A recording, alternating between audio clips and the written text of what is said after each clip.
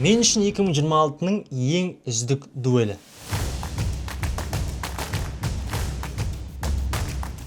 Бұл біздегі DJI Osmo Pocket 4P және Luma Ultra 360. Мен де сіздер сияқты бүкіл батыстағы, Қытайдағы барлығының обзорларын, тесттерін көріп шықтым. Және менің де басым қатты. Қайсын таңдаймын, қалай істесем болады. Біресе бір қарасаң бір жерде Luma күшті, бір жерде қарасаң DJI күшті. Арасынан қазір соңына дейін өзімнің шешімімді айтатын боламын, қайсысын алғанымды. Ал қазір екеуінің техникалық және басқа адамдардың тестіне қарап, менің операторлық көзқарасыммен қайсысы қай жерде мықтырақ екенін бірге көретін боламыз және шешім қабылдайтын боламыз. Достар, менің арнама тіркелуді ұмытпаңыздар. Бұл арнада біз жасанды интеллектке байланысты және видеография, съемкаға байланысты ең мықты және жаңа деген ақпараттармен, пайдалы ақпараттармен бөлісетін боламыз. Осы видеоға лайк басып, тіркеліп, өзіңіздің пікіріңізді астына міндетті түрде жазып кетіңіз. Ал енді екеуінің салыстырмалы характеристикасына келсек. DJI Osmo Pocket 4P. Бұл жерде бізде екі камера, біріншісі 20 мм, екіншісі 60 мм. Luma Ultra'да екі камера, екеуі де бірдей. Бірақ екеуінің расположениесі әртүрлі, біреу вертикально орналасқан, біреу горизонтально орналасқан. Бәлкім кейбір жағдайларда горизонтально орналасқаны экшн сценаларда қимылдаған кезде ыңғайлырақ болуы мүмкін. DJI-дағы ерекшеліктер ол DJI Log 2 жаңартылған версиясы және 17 динамикалық диапазон. Бұл диапазон негізі қазіргі кино камералардағы мықты диапазондардың бірі. Мен мысалы оператор ретінде түсірген камераларда бұдан төменірек диапазон болған. Әрине олардың сенсорлары, матрицалары кішкене үлкенірек, бірақ қазіргі заманауи камералардың кішкентай матрицасын өзінде осындай динамикалық диапазонды кіргізу өте мықты нәрсе. Негізі динамикалық диапазон стоп дегені не?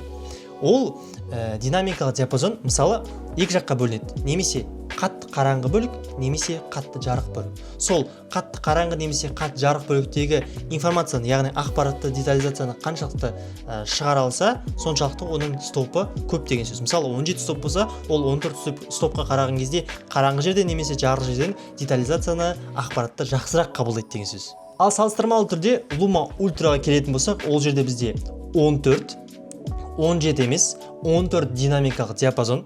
Және бұл жерде тоже 10 бит, бірақ аты iLog. Және олардың маркетингі ходы Luma Ultra мен Leica деген екі компания бірігіп осы камераны жасаған. Және бұдағы качество 8К-ға дейін түсіре алады. Бірақ менің ойымша бұл 8К-ны кім қолданады, кім қай жерде жалпы айырмашылығын көре алады, білмеймін. Егер сіз үлкен экранға, жалпы жақсы сапалы экранға шығарам десеңіз, бәлкім сол кезде айырмашылықты көретін боласыз, бірақ қазіргі контенттік заманда оны ешкім байқамайды. Техникалық жағына келетін болсақ, бұл жерде негізі Osmo Pocket жеңіп тұр, бірақ шын жүзінде тест кезінде особо қатты айырмашылық жоқ. Өзінің 14 диапазонының өзімен Luma Ultra жақсы көрсеткіш көрсетіп жатыр.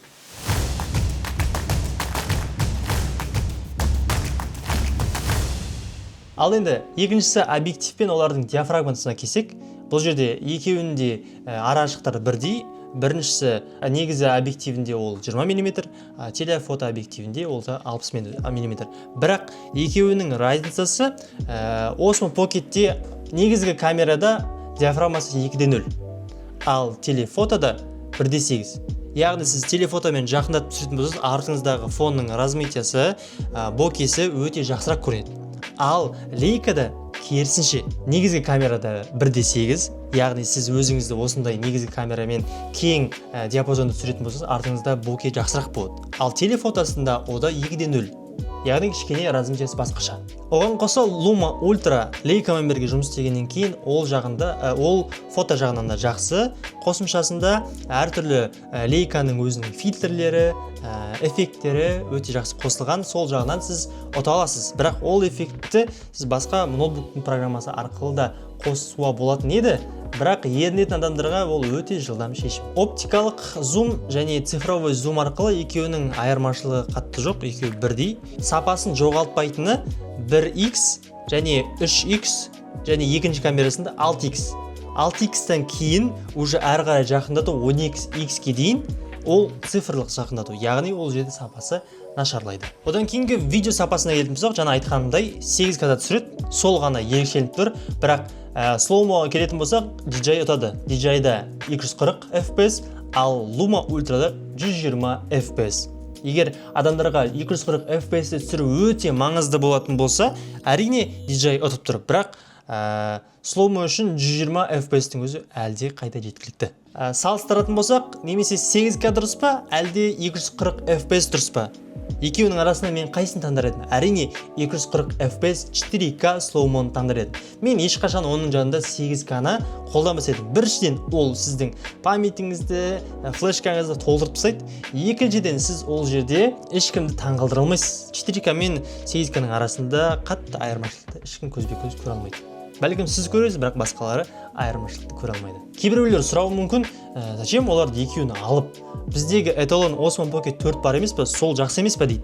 Бірақ әрине өте жақсы, өзінің бағасына тұрарлықтай. Бірақ Proға және Luma Ultraға байланысты айырмашылықта ол жерде бізде екі камера. Мен үшін екінші камера өте маңызды.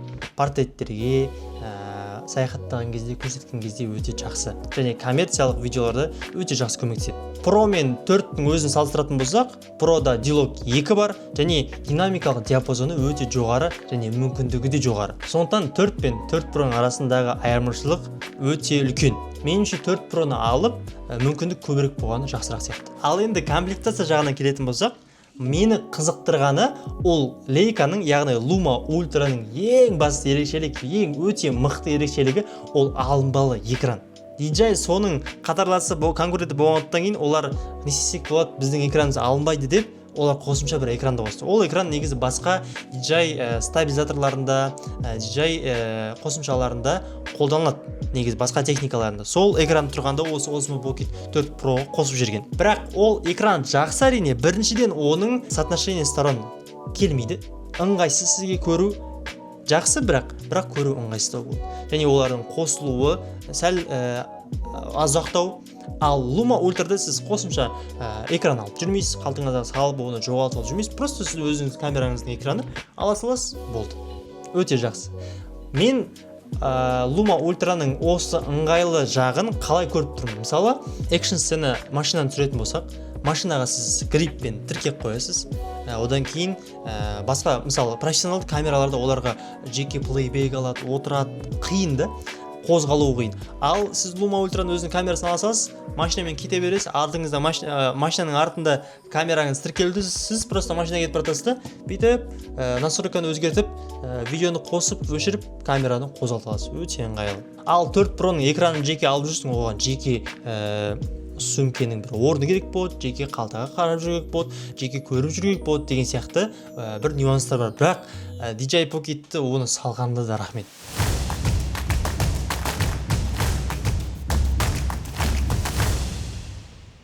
Менің қараған бойынша, түсінген бойынша, Luma Ultra көбінесе маркетинг жағынан комплектацияға, адамға деген назарын аударуға жақсы көңіл бөлген. Ол жердегі 8К экранның алынуы, комплектациясында жақсы защитасының болуы, микрофонның болуы деген сияқты өзінің аудиториясын өзіне бұрады. Ал DJI нағыз эталон ретінде брендтің атауымен алып кетіп жатыр. Біз ондай iPhone сияқты ғой, бізге бәрібір комплектацияны азайта береміз, бірақ бізді по-любому алады деген сияқты. Сондай репутация ғой оларда. Сондықтан көп комплектация қоспайды, защитный экран деген сияқты нәрселерді қоспайды. Оларды жеке сатып аласың деген ұғыммен болса да, адамдар оны алады. Және жаңағы керекті аксессуарларын жеке сатып алады. Ал енді бәрінің қалтасына тиетін баға жағынан келсек. Luma Ultra'ның шамамен бағасы $770. Теңгеге шаққан кезде шамамен 360-400 мың теңгенің шамасында. Ал Osmo Pocket'тің бағасы $560. Ол жерде шамамен 260 мың теңгенің шамасында. Әрине бұл баға біздің Қазақстанға келетін баға емес, бұл Қытайдағы баға, бұл сол жақтағы рыноктың бағасы бізге келген кезде 1,5 есе қымбаттайды. Бірақ арасындағы айырмашылық $200 дегеніміз, яғни 100 мың теңгенде, 80 мың теңге, 100 мың теңгенің шамасында өте айтарлықтай. Мен негізі қатты қиналдым. Білейін деп арасынан қарап, сапасын қарап, екеуін салыстырып көрдім. Сапа жағынан, тест жағынан особо қатты айырмашылық жоқ.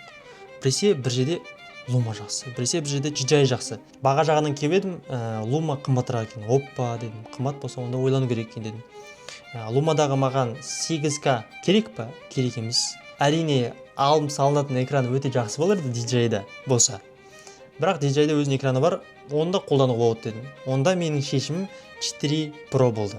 Маған жаңағы 8К-ға қарағанда D-Log 2, ол жердегі 4К 240 FPS слоумосы қызықтырақ болды. Менің ойымша, негізі профессионалдарға, бөле кәсіби жұмыспен айналысатын коммерциялық видео түсіретіндерге 4 Pro жақсырақ. Өйткені ол жердегі color, яғни бояу мүмкіндігі, ол жердегі басқа да мүмкіндіктері кішкене ыңғайлырақ болады. Ал Luma Ultra ол блог жүргізетіндерге просто қоса салып кете беріп, звук жақсы, видео жақсы, экран ыңғайлы болса, Instagram жүргізетін, YouTube түсіретіндерге, саяхат түсіретіндерге өте мықты және әрі тез бір құрылғы. Және айта кететін жаңалық, осы айда мен сол 4 Pro камерасын Қытайдан алдыратын боламын. Ол видеода бізде unpacking болады, өзіміздің тестіміз болады, өзіміздің көзқарасымыз, алғашқы сезімдеріміз болады, және қалай қай жерден кім арқылы қанша теңгеге қалай арзан алған бәрін айтатын боламын. Сондықтан каналға тіркеліп, ұмытып кетпеңіздер. Келесі видеоны өткізе алмас үшін сіздер қоңырауды басып, тіркеліп, лайк басып, комментарияға қандай тест жасау керек және қандай камераларға келесіде өзіміздің пікірімізді және тестімізді жасау керек екенін айтып кетіңіз. Сонымен пайдалы болған болсам, келесі кездескенше.